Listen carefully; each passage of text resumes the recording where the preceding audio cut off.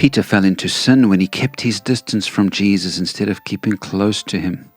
What happened following that is Peter mixing up his denials. Now, that's a strange sentence. Let me explain. Jesus said this in Matthew 16, verse 24. "Whoever wants to be my disciple must deny themselves and take up their cross and follow me."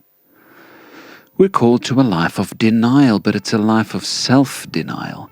It's a life of complete obedience to the ways of Jesus, even if it means we are denied things in the process. Peter should have denied himself in that moment, but in the end he denied Jesus.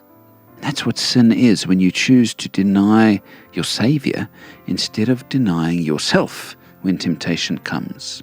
Mostly when we think about denying our faith, we think of moments where we don't stand up for Jesus in front of others. Peter had people asking him about his connection to Jesus, and he denied it. And that's a real temptation for many of us. At home, at work, with friends, we downplay our connection to Jesus, or perhaps deny it outright in order to save face and stay liked by others. But here's a thought. Isn't every temptation essentially the enemy asking you to deny Jesus? I think every temptation is the enemy saying, will you do it God's way or your way?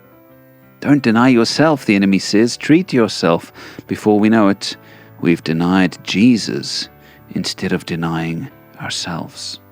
Think about your own life, your own walk of faith. Is it filled with self-denial or Savior denial?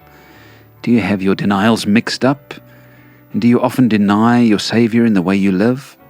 Or do you have self-denial built into your way of life, and when temptation comes and the tempter whispers, you resist him and keep your relationship with Jesus strong? Peter's mistake was to deny Jesus instead of denying himself. May it be that you and I don't fall into the same trap he did.